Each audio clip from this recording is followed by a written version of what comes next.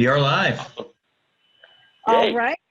Well, cool. I am so excited about this today. Me too. Yeah, and we don't know each other yet, but we're about to get to know each other here.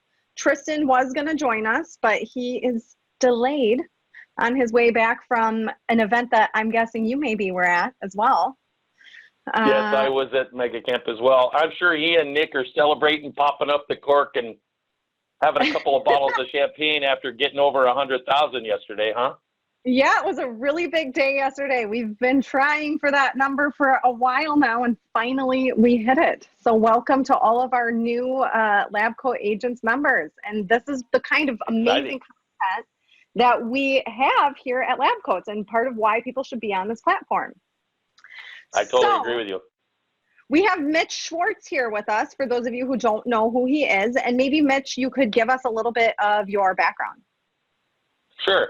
I'm in Las Vegas, first off, the metropolis of Las Vegas. And I've been selling real estate here since about 1987, since probably before you were born, Noelle. And and so having done that for a long time, I've seen a few things. And the cool part is I'd say I finally figured it out about 15 years in the business. And between 2003 and 2013, I averaged about 135 units per year. And then I chose to become a coach. And so now I travel the country coaching a program called BOLD, B-O-L-D, stands for Business Objective, a Life by Design. And I do that for MAPS Coaching and Keller Williams. Although it's not exclusive to them, it's just they're the ones who own the product. Oh, really? I didn't realize that it wasn't exclusive to them. I didn't know that. No, anybody can go. And we actually encourage other people to go, mostly because we tend to all live in a little bubble, and getting different training from different places help us learn a little bit more. And I think when we're able to experience lots of different viewpoints, lots of different ideas, that helps us grow as people and as agents as well. Yeah, for sure. I can absolutely attest to that. And that's one of the cool things about this group is we've got so many different perspectives that all come in one place.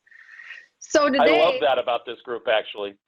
Yeah, it's phenomenal. There's not that many places out there where you can get such an expansive view of real estate, right? Yep. So today you wanted to talk a little bit about kind of just the life of your Rockstar average meaning average Rockstar agent, how to get away from being maybe average and get into that what has become term Rockstar category.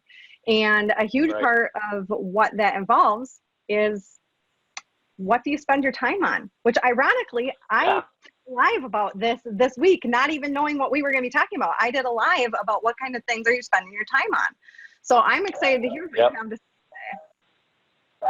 Well, and I think that's a great topic. When I was discussing this with Tristan, he and I both kind of felt that agents have a tendency to kind of not really control themselves. As a matter of fact, years ago, my one of my mentors, Diana Kokoska, basically told me, she said, and she created these things called bold laws. And one of the bold laws is that if it's not in your schedule, it doesn't exist.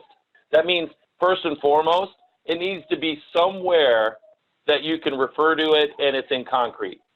As a matter of fact, Gary Keller one time told me, he said, Mitch, you're not even serious about it until it hits your schedule, right? So you haven't given it a priority. And then the other thing is, because it's not really about selling real estate, if you're going to live a life, it's got to be on a schedule somewhere. I mean, some people laugh because my wife and I actually share calendar appointments for like date night. Because she runs our other business. I'm a coach and a real estate agent. I'll still do, 40, 50 transactions this year on the road. I've got to make sure that I maximize every little bit of time. And that's the same for everybody, right? Yeah. So let's just, if we're going to dig on this one, I think it needs to start big first, right? It needs to start in the macro. Yeah. So when you're looking at your time, you look at it from a January to December time frame. When do you think, Noelle, is the best time to start having a conversation with yourself, your team, your coach, maybe your broker, and of course your family? When do you think is the best time to start talking about 2020? Probably about right now. honestly. About right now. Exactly right. You know why? Because there's so many things that are going to be popping up onto the schedule that if you're not prepared for them, you can go, dagnabbit, I missed it, right? So one of the things I know is that we all have the same amount of time. You know, it's all 1,440 minutes in a day. How you spend that time is important. And I know we all want to get a lot done, yet at the same time, because we don't schedule it and we don't put it on in a purposeful manner, we don't get what we're looking for. And then at the end of the day, end of the month, end of the week, whatever, at the end of the year, we go, what did I really do? Exactly. So, yeah, so my coach is, plural, I have two of them, and I have mentors who have all told me that you really need to start having a conversation about the next year 3 to 6 months in advance. So right now I'm currently building my 2020 calendar. Now there's things that I would start with. So the first thing I'm going to look at, I'm going to say, which events do I choose to go to? So you just alluded to an event that I just came from. It's called Mega Camp. It's with Keller Williams. Anybody can go. Yet the whole thing is this happens at a time that's scheduled by somebody other than me. It's not like I can go, hey, Gary Keller, dude, really, scheduling Mega Camp then? You need to change it so I can attend, man. This isn't going to work. He'd laugh me right out of the room, right? So I'm going to put that on there. So that's like an immovable object. Or like even if it's your sister's wedding. It's not like she's going to change it because you can and can't go. So you put those things on there now. That's right. And because those are definite. And if you're really serious about them, you commit to them by like buying your plane tickets today or making your hotel reservations or paying your registration fees for that, right? Yep. So that's to be the first ones. And then the next thing I'd say, well, gosh, if I'm going to go on vacations, which I should, right? We all need to recharge, whether it's a series of 4-day weekends or you're just going to make the decision, I'm going to be out of town and out of pocket and turn off my phone for 2 weeks. That sort of needs to get on there today. And the reason why I think that's important, I learned this the hard way a long time ago, that if I don't put those things on my schedule, the vacations, they don't happen. It's true. And if they don't happen, yeah, there's nothing that makes me more cranky than not getting out on the water fishing. And so it has to happen. And of course, family time, right? So many times what I've been successful at doing, especially I'd say in the last 15 years, has been putting those immovable objects on the schedule and then coupling them with a vacation. So there's been plenty of times where the Keller Williams national conference we call Family Reunion has been in Florida. Well, I'm going to be down there for a week. I'm already paying for a hotel and paying for airfare. How much difficulty would it be for me to tack like 4 or 5 days on the end of that because I'm already there and a big portion of it is a business expense, right? Then just fly my wife in. Yeah. And then we can couple a vacation with that, right? Makes it kind of cool. And then she doesn't feel like I'm leaving her and running away and being this real estate guy. Without her, she can participate. Right, right. Yep. I agree. I think that's an awesome idea.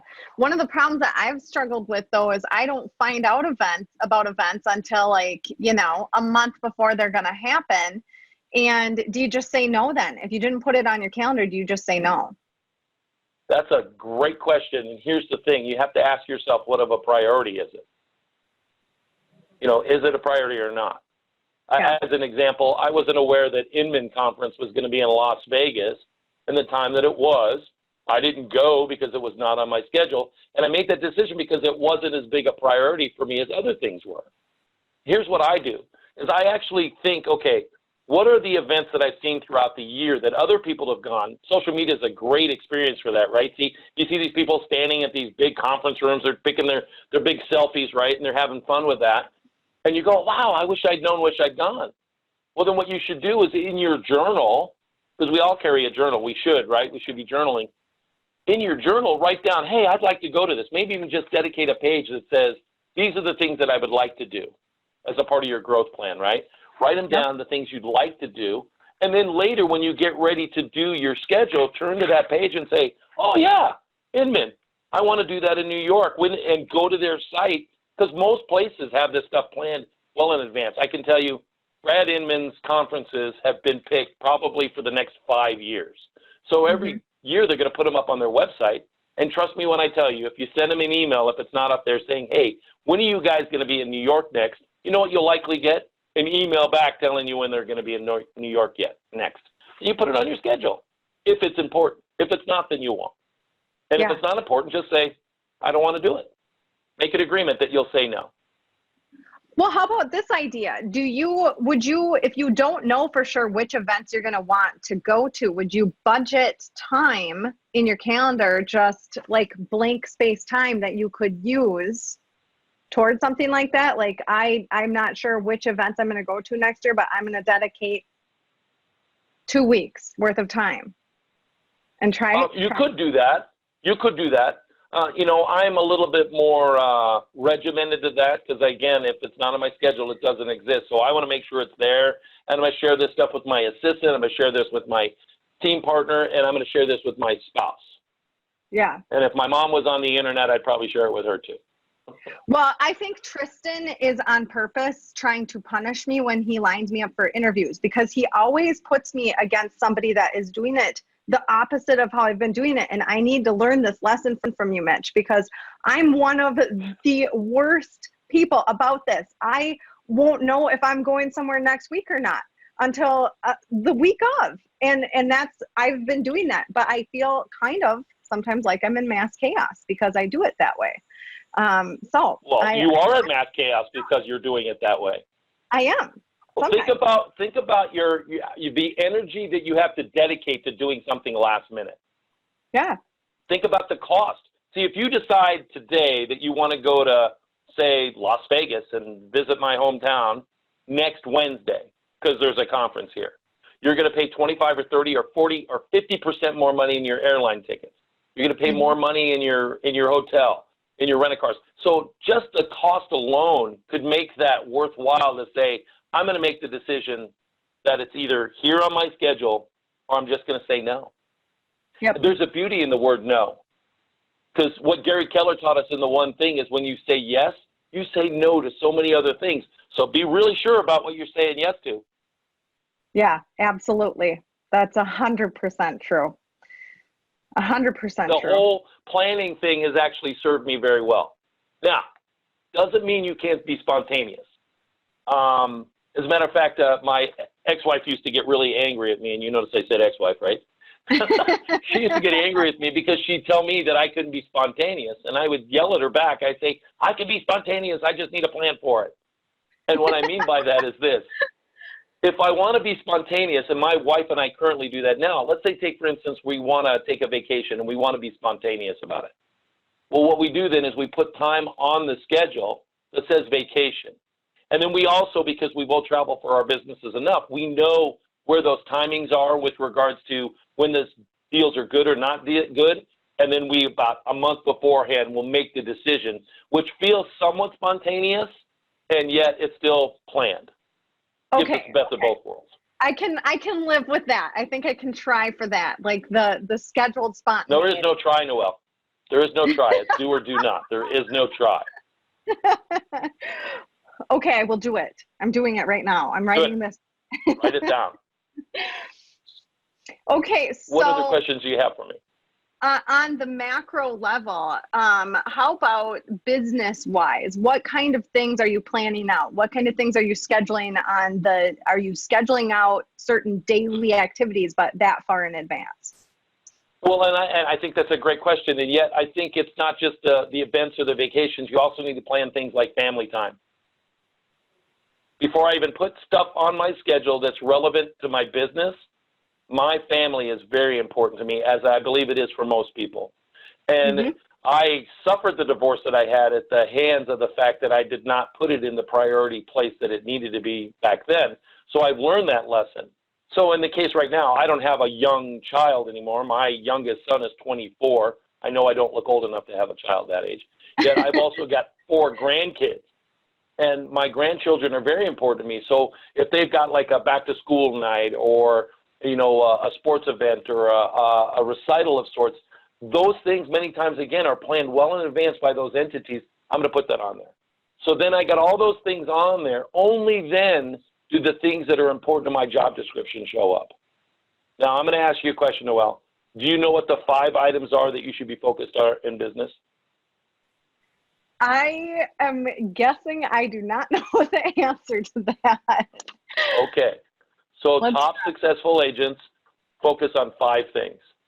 They focus on lead generating. They focus on lead follow-up. They focus on going on appointments, negotiating contracts, and they also focus on they add to their schedule practice and role play time. So those are the things. Once you get the main things in there, though, almost the immovable objects, you put these last ones in there because a couple of them are actually really non-negotiables. Lead generation, lead follow-up should be non-negotiable, as should practice and role play. So you got to find time for that. And then, of course, there's going out on contracts, going on appointments and negotiating contracts. Let's just talk about those first two first, the lead gen and lead follow-up. They need to be done. Now, a lot of people say, well, I don't really lead gen. Okay, point me to those people, and I'll point you to people who are either on welfare, going to bankruptcy court, or whatever, because you got to be purposeful about it. Yep. Now, my friend Tony DeCello / mentor told me one time, he says, Mitch, you make a lot of money in lead generation. He said you make millions in lead follow-up. How many times, Noel, have you ever not followed up on a lead to list a house, then drive by a month later only to see another sign in the front yard? Is that like a stab to the heart or what? Yeah, it has happened to me, and it's totally gut-wrenching. And then you learn that lesson of you should have stayed on top of that person.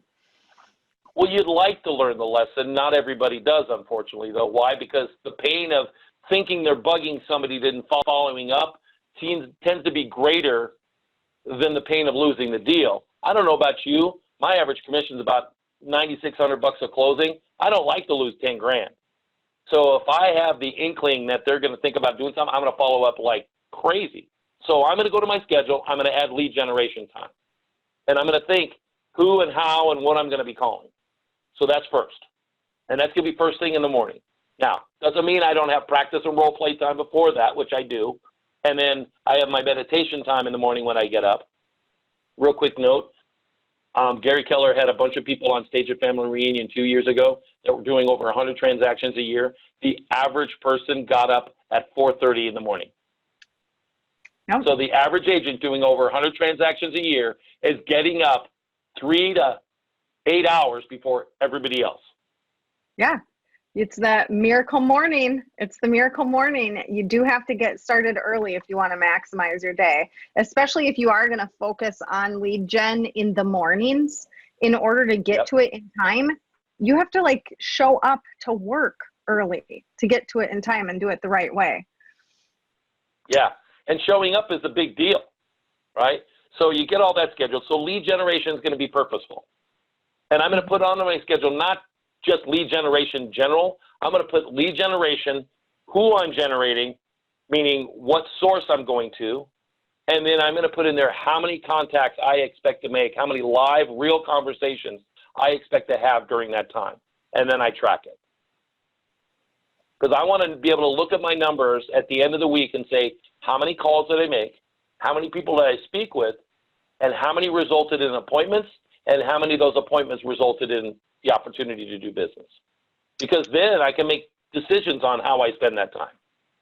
Are you just using plain old paper to do tracking, or what are you using for your tracking? Plain old paper, and then I put the stuff into my then I put the stuff into my CRM / master system. Yeah, I have, every time I'm making my lead gen, I have a yellow pad right next to me because that's where I make my notes. And then I transfer the information into my CRM after the lead gen calls. And then once I do that, then it starts lead follow-up. Because then at that point, I'm opening up my CRM for the purposes of editing it. And then I go to follow-up, and I've got the tasks that are going to say, ding, ding, ding, you got to call Nicole right now. You got to call Dan. You got to call Nick. You got to call Tristan. You got to call all these people, and then I'll do it. So there's a trick to that too, not falling into the call bias as well, where we get to a person, say, in our follow-up pattern, and we go, every time I call them, they seem like they're, in a hurry or whatever. And so we might say, well, I'm going to skip that one today because I seem like I'm bugging them. And then we skip it, and then we find the sign in the front yard that wasn't ours. Yep. That one call that you could have made could have been the one. So. Yep. Well, you have to get over the fear of rejection.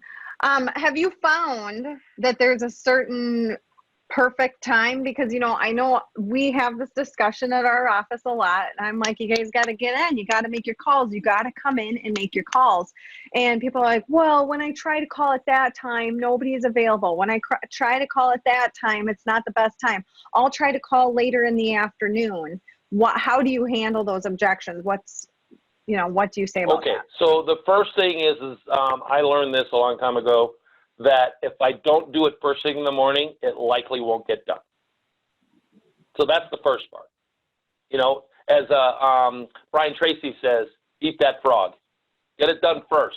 Eat the ugliest, nastiest frog first, and for most of us, it's lead generation.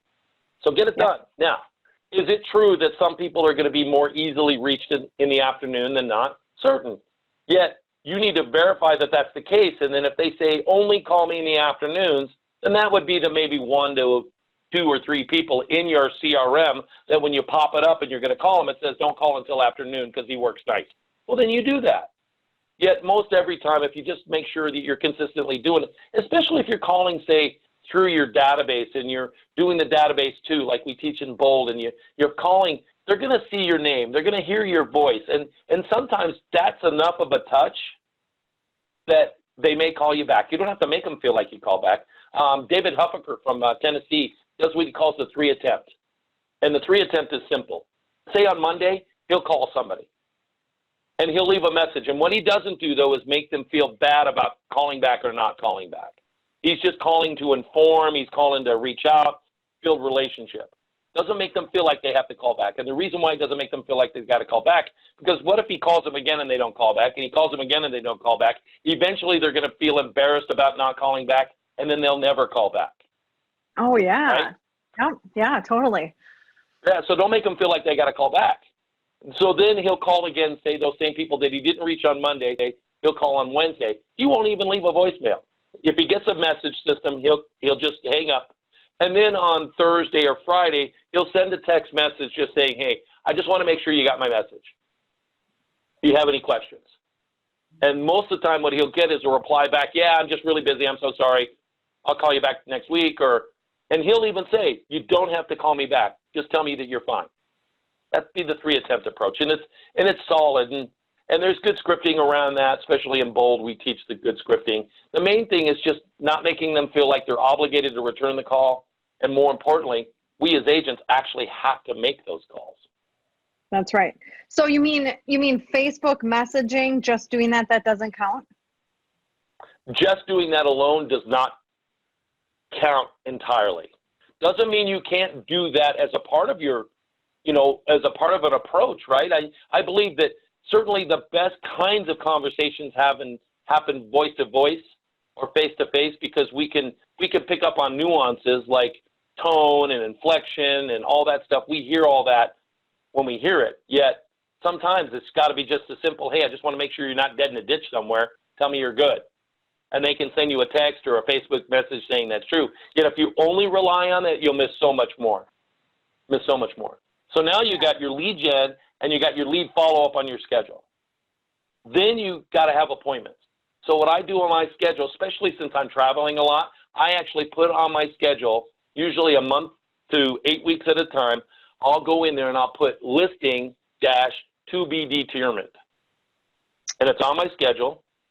And what happens is say I'm in a class teaching. Well, I forward my phone to my assistant. She gets a call from somebody saying, hey, Mitch left me a message the other day. Yeah, we are definitely ready to sell the house. When can he come over? And she'll look in the schedule like a doctor's office and says, well, what works for you, Tuesday or Wednesday? Wednesday, great. He's available at 3:30 and again at 5. Which one works best for you? And then she plugs it right in, and then she shoots me off a text saying, I just booked your Wednesday at 5. And then she puts all the deets in the thing. And you could do that on your own. You don't need to have an assistant do it for you. It's just when someone when you're on the phone lead generating, and they say, yeah, we're ready to talk to you. Excellent. I'm available on Tuesday or Thursday. Which one works best for you? Oh, it looks like I have 3 o'clock open or I have 5 o'clock open. Which one works best for you? Great. And then you do it. And then it's you making your schedule, not them. Yes, that's an awesome idea.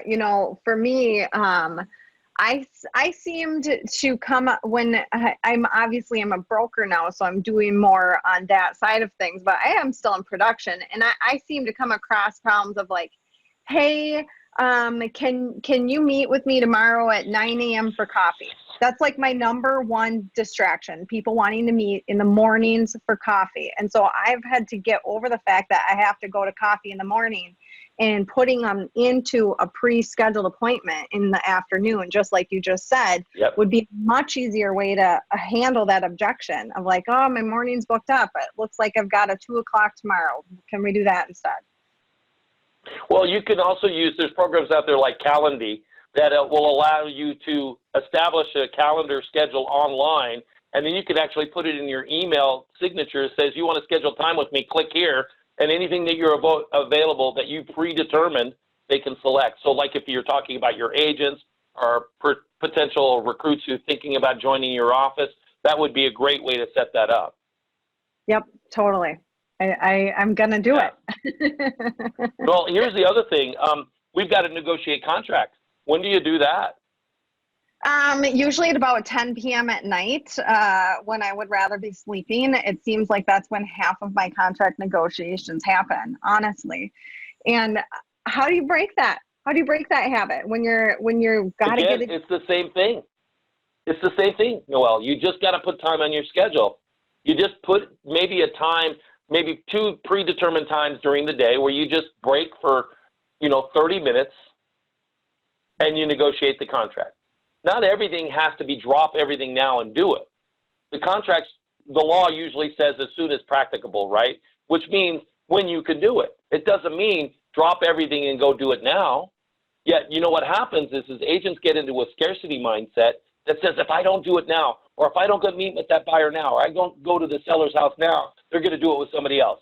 I've discovered over my 30 billion years in the real estate business, that's the biggest load of rubbish on the planet. That's the agent thinking, not the client. The client, if they want to work with you, they'll accommodate your schedule because they want to work with you.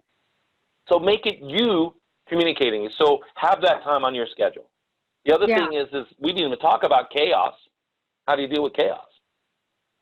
Well, so this is something that in our market is still happening here in Minnesota, where we have got a lot of multi-offer properties. They'll come up Thursday, Friday, almost like, it happens every single weekend. These properties that are in high demand, they'll come up on Thursday or Friday. Your buyers have to work. They can't get to it till Friday afternoon. They go in, you find out that there's going to be 5 other offers. They have to have their offer highest and best in by 9 p.m., right? That throws chaos into the mix of having the perfectly scheduled week, in my opinion. And so that's where I come up against some of the stuff, or, chaos with kids or chaos with whatever. It then throws off your schedule. And if it happens on a Monday, I'm constantly playing catch up on that. Well, here's what's fun about that. That's, again, a scheduled thing. See, I know that chaos happens. So on my schedule, when I was personally doing a lot of my own transactional management, or when I was running a bigger team, I actually just had on my schedule chaos. I put on there for 45 minutes, chaos, once a day. And then my assistant or my people on my team or my clients knew, and I would tell them flat out, listen, I budgeted time for the baloney that shows up in the real estate business because it will. And this is the time that I do it. And it would fluctuate for the day, yet I would plan for it because I know it's going to be there. If you allow the schedule to run you, you're going to be run into the ground. Make the decision that you're going to decide to do it then. And guess what? There are so few things that everybody has to drop everything and deal. So here's another clue. If you don't want to be the one that's subject to the highest and best and get them in by 9 o'clock tonight, the one simple way to avoid that? Work listings, because then you're the one controlling the time.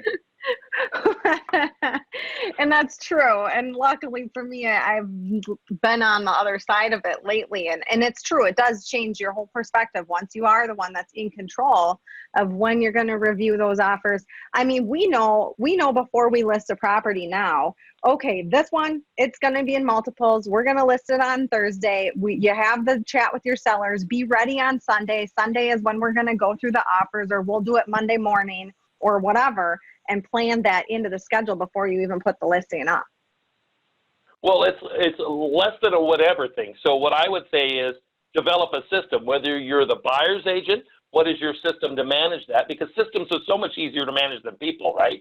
You manage a system because people don't like to be managed. systems do. So you manage a system, whether you're the listing agent or you're the buyer's agent, figure out what your system's going to be. Now, let me ask you this. Listing agent to listing agent, just between us kids, right? You get your highest and best offer, and you say everybody has to have their highest and best in by Sunday at 5, because I'm going to be talking about it with my client on Monday at 3. You get an offer at Monday morning at 9. Are you going to not show that offer to the client? Or are you going to now have 6 that you're in?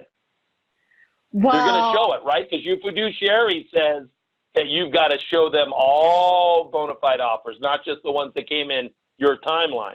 So as a buyer's agent, I would say, I know they're going to show the offer, especially if it's a strong offer.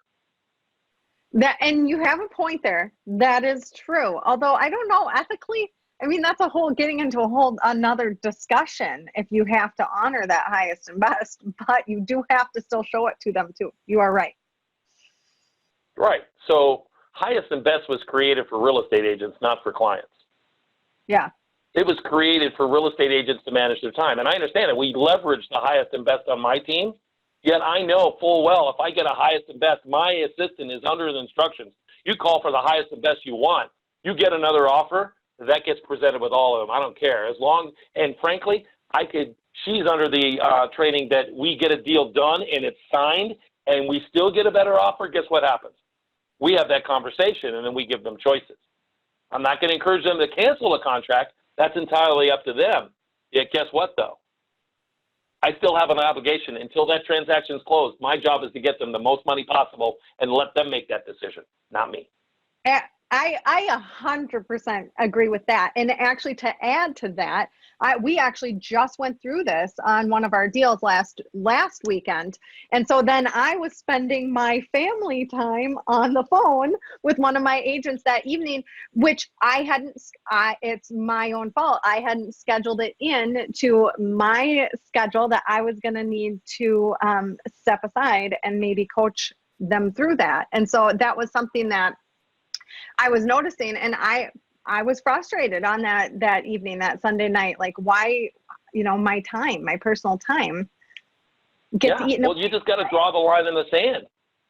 Well, you just draw the line in the sand. And I'm a firm believer, at least my clients, that's who I represent. When I meet with them, I say, listen, this is what my schedule looks like. This is when you're going to be able to reach me. This is the place you're going to be able to get me. And as long as you follow that, we're all going to be happy. Do you have any questions about that? No. Well, and sometimes they say, well, why do you take off on Saturdays and Sundays? I said, because that's my family time. My grandkids go to school during the week, or I travel during the week. And the only time I get to spend time with the grandkids is Saturday and Sunday. I'm sure you can appreciate that, Mr. and Mrs. Client, that I'd like to spend time with my family just like you do it with yours, right? Yeah. Okay, great. So let's just respect each other's time. Well, so what do you say to the clients that just can't get past that? And because they are out there, those people are out there. Do you just say sayonara? Okay. I say next. Yeah. I will tell you, in 32 years, it's happened 2 times, and I just refer them to another agent that will be more accommodating. Because not everybody takes off on Saturdays and Sundays. Some people take off on Monday. Some people take off on Wednesday, Thursday. Right. I'm not saying you have to take Saturdays and Sundays. That just happens to be my choice. Yeah. The main thing is you got to recharge your batteries. You got to read. You got to take care of your own business. And sometimes it's recharging means you get to spend time with the people who love you and are going to fill your bucket. And you can't do it 7 days a week. I did that for the first year in the business. I about went insane. Yeah. I made the decision, no go. Then I said Sundays are sacred, not because I advocate going to church. That's up to you. I just decided that was the best day for me because I'm a listing guy. And then I don't know, probably 20 years ago, made it Saturday and Sunday. I'm trying to get there. I'm trying. What did you just say? There's no try. There's only do. There is no try. Do or do not. Just make the decision. Think about what script you need to have to explain this to your clients and to your agents, because you're accountable to more than just your clients right now, right?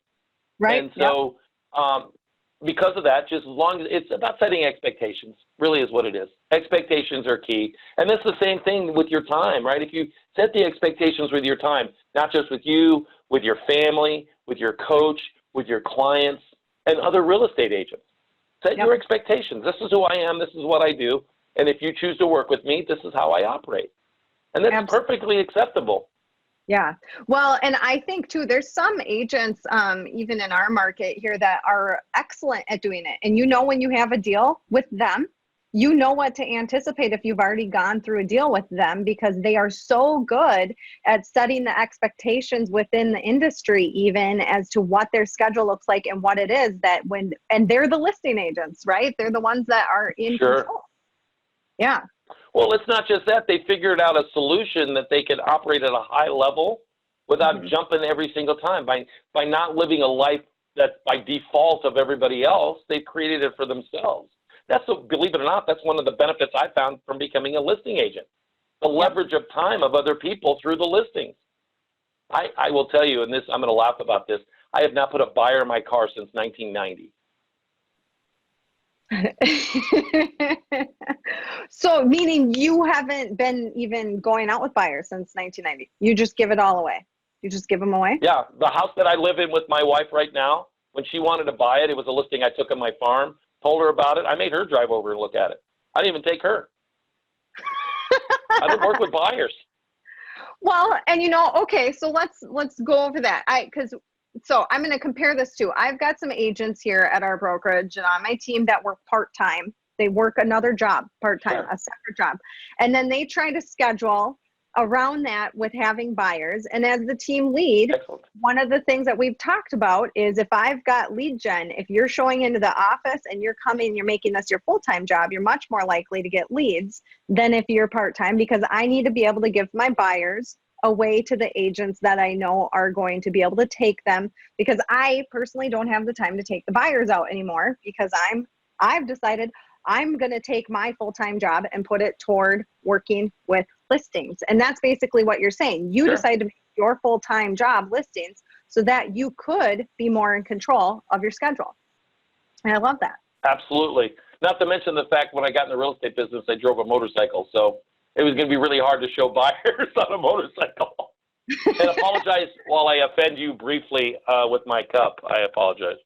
I usually offend people briefly by this can that I often will be drinking out of. I just say that because you're from Minnesota and I like the Cowboys. So. Cowboy who? Yeah. Okay, all right, so cool. Macro, we've talked, scheduling out your week. What other tidbits do you have for us on schedule? Okay, so there's I think everybody should read the book that's called The One Thing. The One Thing. The One Thing. I can't say it enough. The One Thing. It's not a real estate book. It's a focus book.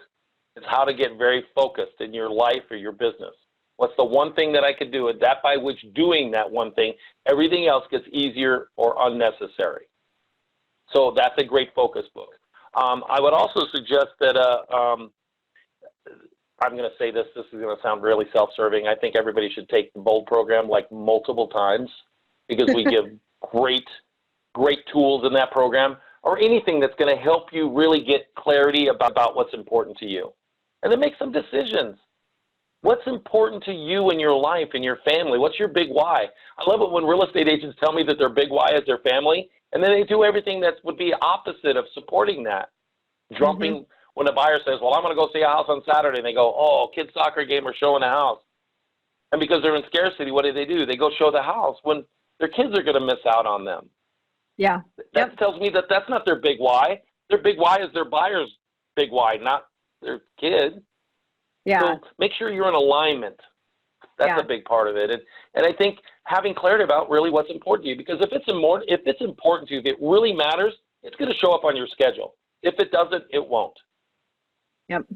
Absolutely. And I think, you could take that a step further and you mentioned journaling, like make a list, make yourself write down what is important to you so you can actually visualize it and make a point out of that. I think sometimes the practice of that, people don't want to do it because it seems like it's going to be cheesy, or that's just not who they are. Or they just don't want to write it down. But it's like, if you can't even write it down, how important is it actually to you?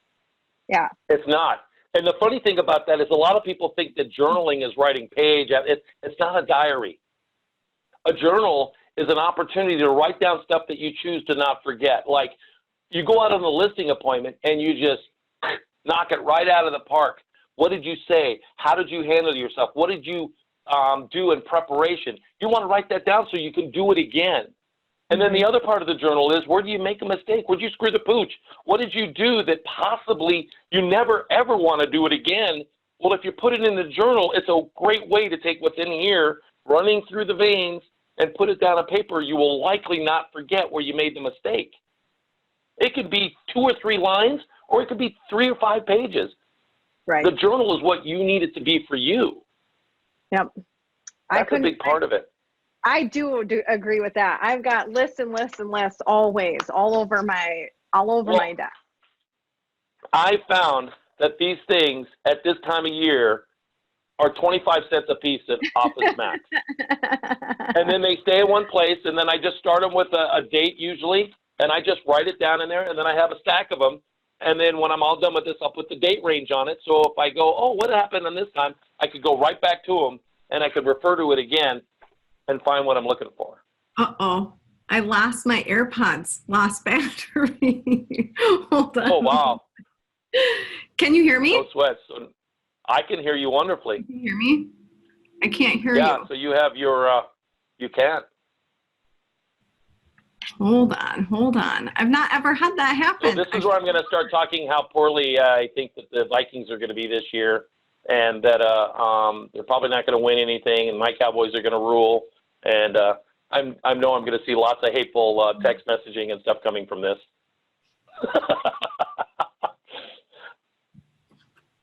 So chair, how long have you been in the chair business? Oh, I'm sure you've been there for quite a while. That's great. So lots of support in your world, huh? I'm keeping my best up to make sure that I can keep this going while you're figuring out what you're doing. Unless, of course, this is going to be edited later and put into the mix. So have you got it on there? Are you set? Are you ready? Can you hear me now? I can hear you. Technology, man. How much actually? Well, it was funny. Go ahead. I had an interview with your chair, and I was just espousing about how the Cowboys are going to win the Super Bowl. I figured I'd take all that extra time. You would do Well, that. here's one last thing before you ask my next question. I'm going to answer one last thing on that last topic. I think a lot of agents get into the business and they think that they're somehow that they're born knowing, or they should be born knowing how to run a business. And I think that is ego talking, because the best agents on this planet, the business owners, actually have a coach or two. And I would strongly urge anyone, when you get to about 15 to 20 transactions, that's a place to hire a coach. Absolutely. I didn't hire my first one until I did over 100 transactions. And only when I hired that coach did I realize what I was missing. Yep. And I agree with that. And I joke around when I come on here and say that I've got issues with these too, but I say it because I want people to know all of us still have issues that we're working with, no matter how successful or what our perceived success is. On the internet, we can have a very perceived success that maybe we don't even necessarily have. And so when I come on these things, I joke about Tristan putting me on here because he's trying to get me coached in some of these things that he knows that I personally struggle with. But all of us need somebody to speak into our lives as to where are the areas that we can improve in. I totally agree. Well, I think it's not even just speaking to it. I think the right coach is going to cause you to see the things that you don't regularly see, your blind spots. And as a result of helping you see the blind spots, can have you self-discover the things that you could be doing to overcome those blind spots, and then hold you accountable to doing them. And not because the coach gets paid any more money, or not that the coach gets anything other than I'm gonna live through you vicariously to make sure that you're getting what you want. This is about getting you what you choose to have in your life as a coach. So that's why it's so important, because we're going to forgive ourselves. We're going to let ourselves go. Our friends and our family are going to let ourselves go. They're going to say, oh, well, I know you didn't make your contacts today. That's okay. You'll get it tomorrow. That's the worst thing they can do for us, yet they think they're being supportive. Yep. I agree. I agree. And even if you're on a team and you have a team leader, sometimes that team leader their job is not necessarily to be your coach either. They're there Yep. for some of that and some of that accountability, but you may need to look outside of that if that's not the true role of your team lead or whoever you're underneath. I totally agree. Yeah, it might not be in their behavioral profile to be able to handle that kind of conversation. Yep. And if it's not, you're not going to get any success with that. My buddy Ben Kitty one time ago, he told me that if you're going to have a bigger team, the person who's running the team might not be the person that hold the person who hired them accountable. And definitely the person who hired them is no way in shape going to be the person to hold them accountable, because they're going to be married to the outcome of them being there, and they're not going to want to hold them accountable to their commitments because they might leave. Yep. Absolutely. Well, they're not wanting that. Their job is to bring them in. Somebody else has got to hold their feet to the fire. Yep. I agree. Yeah. So what other questions do you have for me? I am good. And I'm looking here and people are we've got lots of watchers and no questions because they think you're just giving away so much value that this is something I think no matter who you are, this is a struggle. I mean, absolutely. I still struggle with it. I don't want to ever give the impression that I'm perfect by any stretch. Every once in a while, I'm just sitting here doing my thing, then squirrel, and then I'm off onto something else, and I have to remind myself, shoot, I got an ADD cube. I've got ADHD. I'm on calls, and I'm oftentimes clicking away because my mind is just like the rest of us. Well, as most great salespeople are. I mean, that's a natural trait of a salesperson is you are easily distracted by the shiny objects in life. Speaking of shiny objects and technology, like I was just saying, how have you seen technology help or hinder the whole ability to stay on track? Well, I think some of the technology becomes distraction. Facebook, Twitter, those sorts of things can be distracting. Games, friends, Words with Friends or whatever you want to call it, Candy Crush. A lot of agents rather spend their time doing that. And it's a creative, I'm lead generating, I'm talking with people, I'm just not talking with them. I think, though, technology, and I'm sure you've heard a lot about the technology coming out of Keller Williams. And without promoting that shamelessly, I think technology is changing our business. And while it will never replace an agent, technology is going to help those of us who are willing to embrace it replace those who will not. Mm-hmm. I look at technology as a big 18-wheeler. You can either get on the 18-wheeler of the technology or you're going to get run over by it. One way or the other, it's going to affect you. Yep, I agree. I think we have to embrace it, but we have to embrace it with a way of not letting it take over. Because I'm guilty of being on Facebook when I should be lead gen.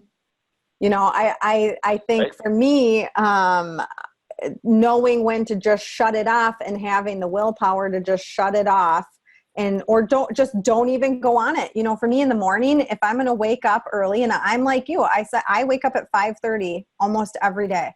And so I'll wake up, and if I go on this and I start checking email right away in the morning or go on social media right away in the morning, my morning routine gets messed up right away. It just does. Sure. Yep. Well, you're not the only one. What happens is people they'll wake up, and like I said, there's a little bit of a routine that you got to develop. And some people's routine is, I'm just going to check the email before I start lead generating. And then the next thing you know, they see what they perceive as a fire that must be dealt right now. There's nothing that has to be dealt with right now. Unless your house is on fire, everything else can be waited, right? So conceivably, when they do that, they start doing it, and it's one email after the next, and the next thing you know, it's 2 o'clock in the afternoon, and they haven't accomplished anything except for put out perceived fires. Mm-hmm. And I think there's a solution that I heard one time ago. They call it the 4D solution.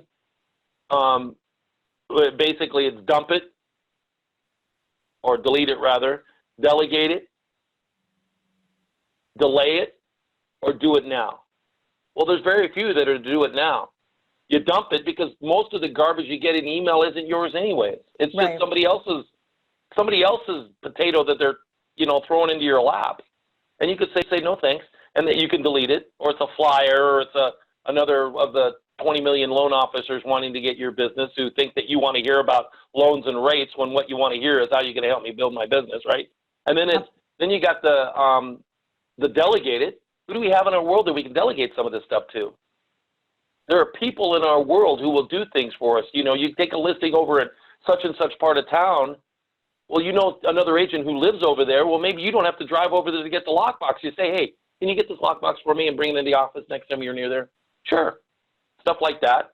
And then, of course, there's the delay it. I found, and maybe I'm wrong, I have found that many times when somebody comes to me with a problem and wants to make it my problem, simply the delay of that solving the problem, they'll fix it. And I don't have to do it. Absolutely. Just well, let I them can't. handle it. Who is it that says, if you're going to come into my office with a problem, I also want you to come in with 2 solutions before you bring me the problem? And it's a genius. Absolutely. Absolutely. So here's something that I will share, and I share this in bold because I think it's important. When someone tends to be jumping around all over the place, because, I mean, we're in a world when you do any business, you always get the got a minute, got a minute, got a minute, can you help me with this, can you help me with that? Or you got your friends that say, will you help me move, or will you help me, whatever. So here's the phrase that I learned a long time ago that helps. Just master the art of saying, let me check my schedule. No matter what it is, even if you know you got the day open and the time open, let me check my schedule. The reason why that works is twofold. It works, one, because we teach people how to treat us. You're teaching the other people that you operate from a schedule. Mm-hmm. And if anything's going to get done, it's going to rise or fall here, right? So that's the first thing. So over time, people are going to start coming to you and say, Noel, can you check your schedule to see if you can help me with this? I love Then it. you get the right to do what? You get the right to check your schedule. That's right. Sometimes you could say, let me check my schedule, and I made the determination. If they don't come back or they don't send me an email or whatever to follow up that it wasn't important to them, they fixed it. So that's a delay tactic for me.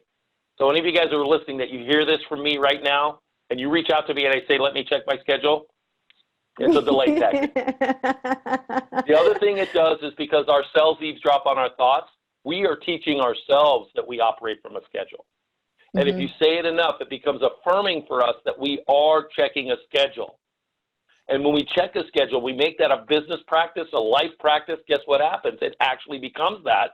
And no matter who asks you, that's your knee-jerk reaction, and it gives you a chance to make it more permanent, if you choose to. Yeah. So that really has helped me over my life, for sure. I love it. I love it. Well, we've about reached our time. Unless there's anything else that you want to add, I've got enough things now that I need to go and schedule into my calendar. Okay. Well, if it's okay, I'd be happy to give out my email address and or direct phone number. If anybody has any questions they'd like to call and reach out. I love to help agents. I like people making money. I don't care what company you're at. If I can help you make more money, I'd love to make that happen for you. So, Absolutely. And it's not like I'm going to sit here with my credit card machine processing cards to do this. Just reach out. And then I prefer email reaching out. So I'll give you that one, and then we can schedule a time to chat. Great. What's your email? Okay, so it's long, so I'm going to tell you that from the beginning. Mitch, M-I-T-C-H, at, M as in Mary, B as in boy, S as in Sam, M-B-S, that's my initials, imagine that. Real estate services, it's plural.com. I know it's long, get over it. Mitch at mbsrealestateservices.com. Now, here's what's funny. I used to have mbs.com, and then the whole mortgage-backed securities thing happened, and then I started getting hate mail, so I had to change it. Oh, my gosh. That's crazy. It's a hoot, right? That's crazy. And you never know. You never know what direction a name you pick for your business is going to take. Exactly. Well, I've been MBS Real Estate Services since before I joined Keller Williams Realty, and I've had that like forever.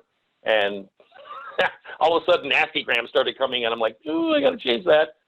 They were being mean to my assistant. Can't have that. So that was more of those like delete. You put those in the delete category then? Yeah. It was more like, wrong email, dude, and send it off. Well, It's okay, though. I learned a long time everybody's doing the best they can for themselves, and all of my suffering comes from my judgment of those people. So they get to move on and have a happy life, and so do I. Well, thank you so much for coming on and joining us today, and just Well, giving thanks us for all having me. this This has been fun. info. Yeah, and you have a great weekend, and it sounds like you'll be not working this weekend. I'll be chilling. Actually, I will, believe it or not, I will not be doing real estate. I will be practicing and preparing for my next bold presentation, which is Wednesday, to make sure that I can deliver a high level of an experience for people. So that's what I'll be doing. That's amazing. Well, no sales, though. No sales. Enjoy it, and I'm going to be Thank you. trying to keep my weekend clear, because it currently is. No I trying. scheduled a Decide clear right now, weekend. Noelle. Decide right now that that's what I'm you're going doing to do, and then just do it. Just do it. Although, how far are you from the Minnesota State Fair? We got like another 2 weeks before it kicks off, right? Yep, we have 1 week from today. It starts. So we are planning that out here. You got to plan out the plan of attack for the Minnesota State Fair. Oh yeah, well it's bigger than Disneyland, so you got to make sure that's like a multi-day event. Get a It's hotel huge. nearby. Yeah, it's Yep. huge. All If right. you've Well, never been, you got to go. you Thank you have so to much. go. Yeah. Thank you so much, Mitch. You have a great weekend. You do the same. Thank you. All right. Yep. Bye. Bye.